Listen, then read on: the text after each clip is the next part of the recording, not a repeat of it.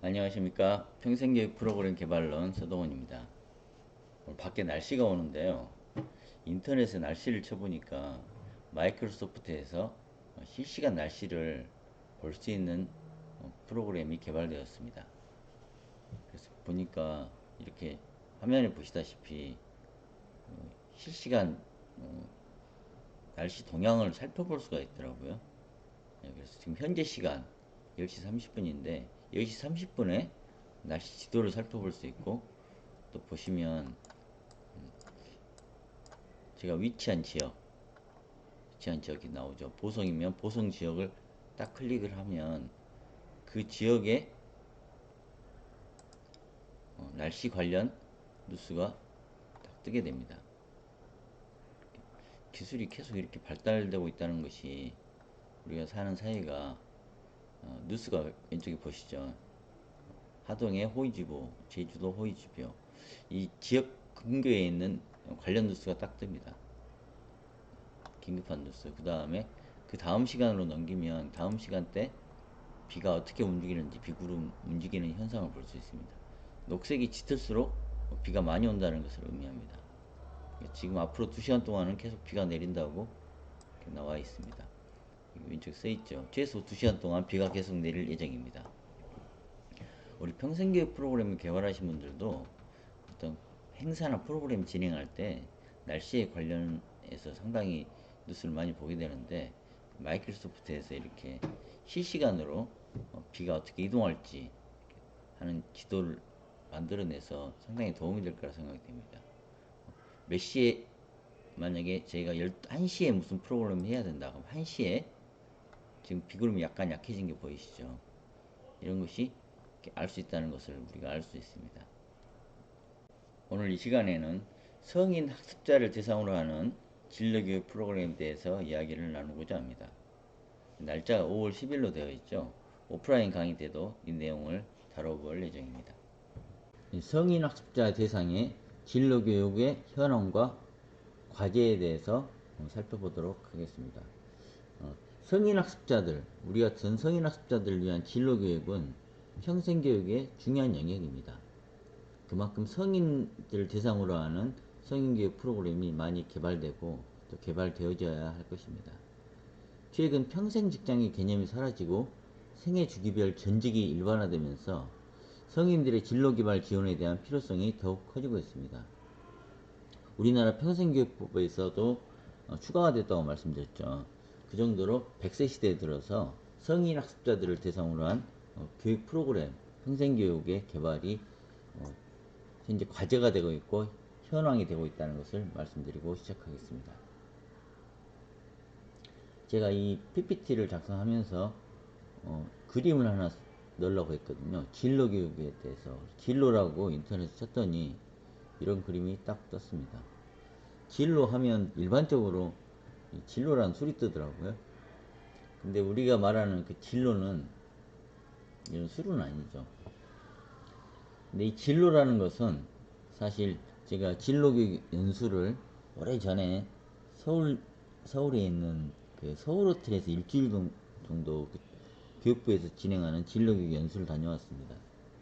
거기에서 배웠던 내용을 위주로 우리 성인들을 대상으로 하는 진로 프로그램, 우리 평생교육자도 성인들을 대상으로 진로 상담을 실시할 경우가 있는데 어떤 식으로 진행해야 되는지에 대해서 잠깐 짚고 수업에 들어가도록 하겠습니다. 먼저 진로는 이 세 가지가 제일 중요합니다. 가치관, 흥미, 적성. 진로 검사를 할 때는 이 세 가지를 반드시 해야 되는데 각자 검사를 할 수가 있습니다. 진로 가치관 검사라는 게 있습니다. 근데 그렇게 하지 않아도 실제 물어보면 됩니다. 어떤 식으로 물어보냐면요. 진로 가치관이라는 거 두 가지가 있습니다. 내적 가치관인가 외적 가치관인가, 이거는 물어보면 됩니다.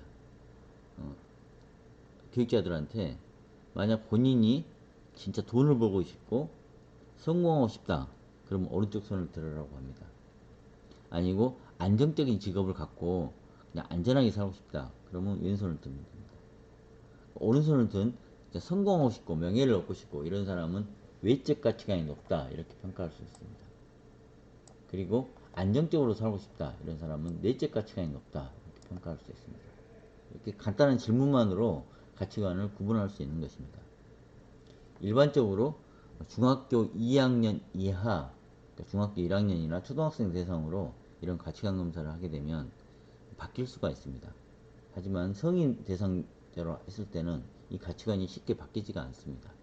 그래서 이 바뀌지 않는 가치관이 내적인가 외적인가, 성격으로 치자면 내향적인가 외향적인가 이렇게 볼 수 있겠죠. I냐 E냐, MBTI에서 말하는 그런 것처럼 가치관이 내적인 사람과 외적인 사람으로 나눠지게 됩니다. 그러면 안정적으로 살고 싶은 내적인 가치관을 가진 사람은 어떤 것이 중요할까요?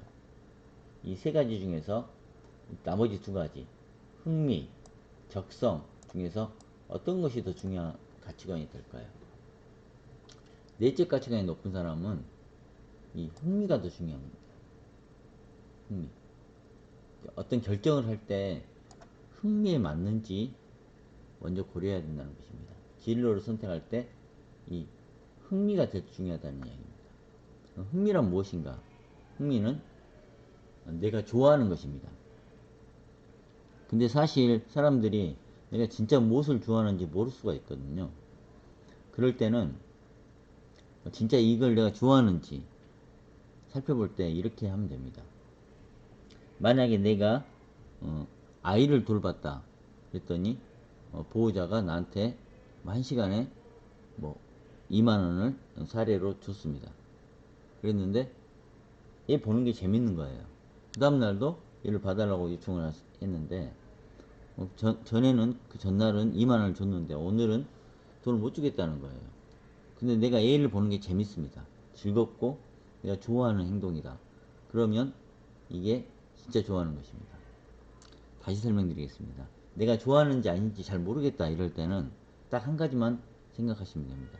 내가 대가를 받지 않고 이 일을 할 수 있는가? 대가를 받지 않고 할 수 있는 것은 좋아하는 것이라고 생각하시면 되겠습니다. 다시 한번 말씀드립니다. 내가 좋아하는 것인지 아닌지 알 수 있으려면 이 일을 내가 대가를 받지 않고 뭐 봉사활동을 받지 않고 어떤 대가 없이 할 수 있는가? 할 수 있으면 좋아하는 것입니다. 내적 가치관이 높은 사람은 이 좋아하는 것을 먼저 선택을 해야 됩니다. 그 다음에 선택할 것이 바로 적성입니다. 외적 가치관이 높은 사람은 먼저 고려해야 될 것이 바로 이 적성입니다. 적성은 무엇일까요? 적성이라는 것은 내가 잘하는 거. 근데 사실 내가 뭘 잘하는지 모를 수가 있거든요. 내가 잘한다고 하지만 친구들한테 물어봤더니 친구들이 내가 너는 뭘 잘해 이렇게 이야기하지만 사실 객관적으로 내가 진짜로 잘하는지 알 수가 없는 것입니다. 그래서 우리가 적성 검사를 할 때 검사를 실시하게 됩니다. 가치관은 외적이냐 내적이냐 이 두 가지로 나뉜다고 했죠. 외적인가 내적인가. 외적 가치관이 높으면 적성을 먼저 살펴봐야 되고 내적 가치관이 높으면 흥미를 내가 좋아하는 것이 무엇인가를 먼저 살펴봐야 된다고 말씀드렸습니다. 그럼 흥미를 먼저 살펴보려면 이 커리어넷에 나와 있는 홀랜드 직업 흥미 검사를 실시하면 됩니다. 이 홀랜드 검사는 미국에 있는 홀랜드라는 학자가 개발한 검사인데 사실 이것으로 뭐 적성도 본다고 하지만 이 검사는 흥미를 보는 검사입니다. 이렇게 육각형으로 되어 있는 리, 아, 색, SEC 뭐 실현형인지 I형인지 예술형인지 사회형인지 명예 정치형인지 아니면 관습형인지 이렇게 보는 육각형으로 되어 있는 검사인데 이 검사 결과에 따라서 어느 쪽에 가 있는지 어느 쪽으로 치우쳐 있는지 이것도 마찬가지로 유무의 기질론에 의한 것입니다. 그래서 한쪽으로 치우치면 바뀌지 않아야 됩니다. 그때 말씀드린 것처럼 MBTI처럼 중간에 바뀌고 하면 검사의 신뢰도가 확 낮아지게 되는 것입니다. 이 흥미검사를 했을 때 높은 쪽 직업을 선택하는 것이 굉장히 가치관에 맞는 선택이 되는 것입니다. 그럼 적성은 어떻게 확인할까요? 제가 그 진로 연수를 교육부에서 실시하는 연수를 일주일 동안 다녀왔는데 그 연수에서 이 적성검사, 우리 국가에서 만든 교육부에서 제작한 커리어넷, 여기에 있는 적성검사를 실제 만드신 분들한테 교육을 들어봤습니다. 그런데 이 교육이 굉장히, 이 검사가 굉장히 신빙성이 높다는 걸 느꼈는데, 그 이유는 이 적성검사 결과에 나온 이 내용이, 데이터가 이렇습니다. 예를 들어 변호사다 하면 변호사 중에서 가장 잘 나가는 변호사가 있을 테고, 또 아니면 잘 못 보는 변호사가 있을 것입니다. 근데 이 교육부, 노동부에서 중간 정도 되는 변호사 100명의 검사를 실시한 다음에 그 사람들의 데이터를 평균화시켜서, 뭐 이렇게 높고 낮고 높고 낮고 한 데이터들을 평균화시켜서 이 직업은 변호사, 이렇게 2만 가지 직업을 다 만들어 놨습니다. 근데 우리가 일반적으로 일반 기업이나 대기업이나 뭐 커리어넷 외에 뭐 학지사 이런 큰 회사들에서도 이런 검사들을 만들었는데요. 이런 데이터를 뽑아낼 수가 없습니다. 우리가 검사 100명을 어떻게 섭외합니까? 연예인 100명 어떻게 섭외합니까? 뭐 의사 100명 어떻게 섭외를 하죠? 국가니까 가능한 것입니다. 국가에서 이렇게 실시해서 이 데이터를 만들어 놨습니다. 그래서 적성검사를 실시한 다음에 자기 데이터를 딱 대면 어느 직업에 가장 잘할 수 있는지, 이 적성이 맞는지가 나옵니다.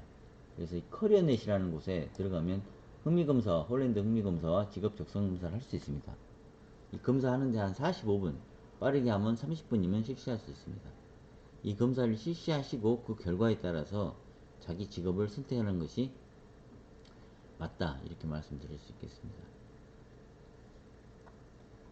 자, 그럼 실제 오늘 수업에 들어가도록 하겠습니다.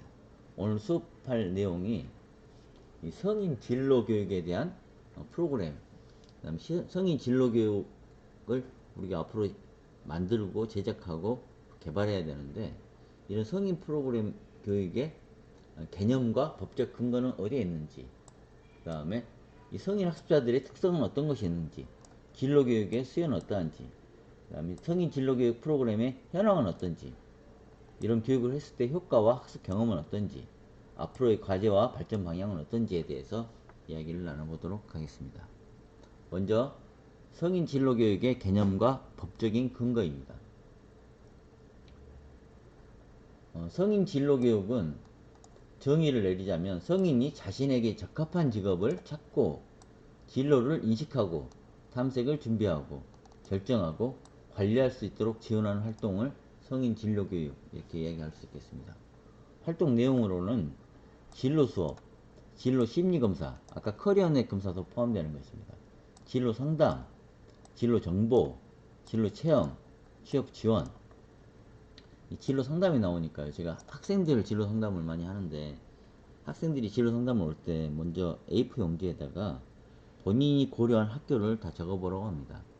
그럼 보통 4개에서 5개 정도 학교들을 이렇게 나열합니다. 그럼 저는 이렇게 이야기합니다. 제일 처음에 썼던 학교를 살펴봐라. 이 무의식 중에 가장 첫 번째 쓴 것이 본인이 고려하는 첫 번째 선택지가 된다는 것입니다. 이 점을 유의하고 진로 상담을 실시하면 좀 더 효과적이라는 것을 깨달았습니다. 다음은 법적 근거입니다. 성인 진로 교육은 성인이 자신에게 정확한 적합한 직업을 찾고 진로를 인식하고 탐색하고 준비하고 결정하고 또 관리할 수 있도록 진로 수업하고 심리검사하고 상담하고 진로 정보를 제공하고 체험을 하고 취업 지원을 하고 이런 활동들을 다 포함해서 진로교육이다, 이렇게 정의할 수 있겠습니다. 이 평생교육법에서는 이를 성인 진로 개발 역량 향상 교육, 이렇게 명시하였습니다. 평생교육의 주요 영역으로 포함하고 있습니다. 평생교육법에서 2022년에는 근로자 직업능력개발법이 국민평생직업능력개발법으로 개정되었습니다. 그러니까 근로자 직업능력개발법이 2022년에 국민평생직업능력개발법으로 개정된 이유는 전 국민이 평생에 걸쳐 기술과 역량을 지속적으로 습득하고 개발하는 것이 필수인 시대가 됐다는 것입니다. 이런 시대적인 변화를 반영한 것이라고 볼 수 있겠습니다. 이런 법적인 변화는 성인 진로 교육의 중요성이 더욱 강조되고 있다. 이렇게 이해할 수 있겠습니다. 이 국민평생직업능력법, 능력개발법이 변화한 것은 시대가 이렇게 바뀌고 있다. 이런 것을 나타낸다. 이렇게 이해하면 되겠습니다. 이 성인학습자의 특성과 진로교육 수요에 대해서 살펴보도록 하겠습니다. 일반적으로 25세 이상 자신의 경력을 위해 계속 교육을 추구하는 개인을 성인학습자 이렇게 정의할 수 있겠습니다. 우리가 지금 공부하고 있는 것도 대부분 다 성인학습자들이 평생 교육을 공부하고 있다고 볼 수 있겠죠. 이들은 다양한 생애 역할을 수행하면서 현재 어떤 직업을 한다든지 어떤 역할을 한다든지 하면서 진로 개발에 어려움을 겪고 있는 경우가 많습니다. 어떤 어려움이 있는지 살펴보겠습니다. 이 진로 개발에 성인학습자들이 어려움을 겪는 이유는 데이터상으로 살펴보면 주요한 어려움, 가장 많은 어려움은 특정 역할 수행의 어려움, 어떤 일을 하기 어렵다는 것이죠. 한계 상황을 경험, 이 실패했던 경험들이 여기 작용이 된다는 것입니다. 부정적인 사고와 감정, 이 뭔가 안 될 것이다 하는 이런 부정적인 패배의식이 있다는 것입니다. 또한 역할 우선순위 설정, 역할 순위를 설정하기 어렵다는 것이죠. 내가 지금 할 일과 해야 할 일을 설정하는 게 어렵다는 것입니다. 또 시간 관리하기가 어렵다. 바쁘다는 겁니다. 바쁘다는 거. 대인관계 어렵다. 새로운 사람들, 그 다음에 자기가 대하지 않았던 사람들을 대하기가 어려움이 있다. 경제적으로 어렵다. 이 부양 가족들이 생기기 때문에 성인 교육자들은 자기 앞가림 뿐만 아니라 주변 사람들까지 돌봐야 된다는 어려움이 있다는 것입니다. 특히 여성들 같은 경우는 가족들을 돌봐야 되죠. 일과 가족, 다중 역할의 갈등에 대처하기 위해서 사회적인 지원, 또 교육적인 지원이 체제적으로, 국가적으로 지원할 것이 필요하다. 이런 것이 나타났습니다. 다음은 성인 진로교육 프로그램의 현황입니다. 현재 제공 기관들은 성인 진로교육은 다양한 기관에서 제공하고 있습니다. 평생교육기관, 또 대학, 그 다음에 국가 및 지역에 있는 진로교육센터, 공공교육시설 이런 데서 진행하고 있습니다. 평생교육기관에서는 평생교육법 제40조의 3에 의해 성인 진로교육을 실시할 수 있습니다. 법에 의해서 실시할 수 있다는 이야기입니다. 대학에서는 성인 학습자를 위한 진로 및 직업 개발 프로그램을 운영합니다. 또한 국가 및 국가진로교육센터에서는 진로교육법에 따라 성인 진로교육을 제공합니다. 공공교육시설, 이런 곳에 도서관 이런 곳이 되겠죠. 이런 곳에서는 성인 진로 지원 및 서비스를 제공하고 있으나 독립된 성인 진로 지원 전담 시설의 필요성이 높게 나타나고 있습니다. 왜냐하면 그 기관, 예를 들어서 도서관이면 도서관 역할이 있기 때문에 성인 진로 교육을 하기 어렵다는 것이죠. 응답자의 90.5%가 이런 전담 시설이 필요하다 이렇게 이야기하고 있습니다. 해외 사례를 살펴보겠습니다. 해외에서는 IT, 의료 등 수요 분야에 대한 직업개발 프로그램을 제공하여서 성인 학습자들에게 3, 4개월 내에 새로운 직업을 준비를 하도록 지원하고 있습니다. 우리보다 빠르게 고수요 분야, 그러니까 돈 많은 버는 직업을 개발해 준다는 것이죠. IT나 의료 이런 직업개발 프로그램을 제공해서 빠른 시간 내에 새로운 직업을 준비할 수 있도록 지원하고 있습니다. 해외에서는. 우리나라도 앞으로 이렇게 되리라고 기대합니다. 성인진로 교육의 효과와 학습 경험에 대해서 살펴보겠습니다. 학습 경험은 성인 학습자들은 진로 교육을 통해서 다양한 학습 경험을 하는 것으로 나타났습니다. 가장 많은 것이 이 학습 경험을 통해서 긍정적인 자기인식을 갖는다. 자기 객관화가 된다. 역할을 점검할 수 있다. 또한 부족한 부분을 인식한다. 미래 계획을 수립한다. 도움 지각 및 감사한다. 긍정적인 인식이 대부분이죠. 하지만 부정적인 경험도 나타납니다. 부정적인 학습 경험은 부정적인 감정을 또 드러낸다. 수업 참여에 의미를 부여한다. 참여하는 것으로만 의미를 준다는 거죠. 공부는 안 하고 그냥 교실만 왔다 갔다 출석만 체크한다는 이야기입니다.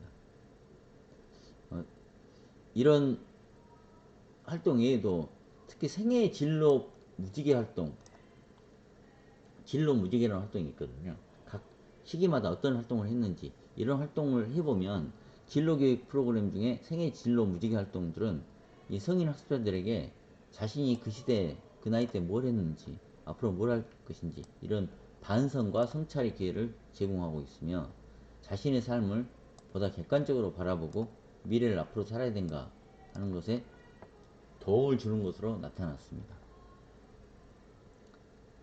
다음은 성인 진로 교육의 과제와 발전 방향, 즉 우리 평생교육 프로그램의 과제와 발전 방향으로 봐도 뭐 다르지 않겠습니다. 독립된 아까 설문조사 결과와 마찬가지로 독립된 성인 진로 지원 전담 시설이 구축되어야 합니다. 성인 학습자의 특성과 요구에 맞는 전문적인 진로 지원 시설이 필요하다는 것입니다. 이런 것들이 과제로 지시되고 있습니다. 또한 두 번째로 영역 간 협력 강화입니다. 교육부, 학교 진로교육 이거와 고용노동부, 직업훈련과 고용 이 간의 협력을 통해서 일관된 진로개발 지원 체계를 구축해야 됩니다. 각 시설마다 다른 내용을 나오는 것이 아니고 협력해서 지원 체계를 구축해야 된다는 것을 의미합니다. 다음은 맞춤형 진로교육 프로그램이 매우 중요합니다.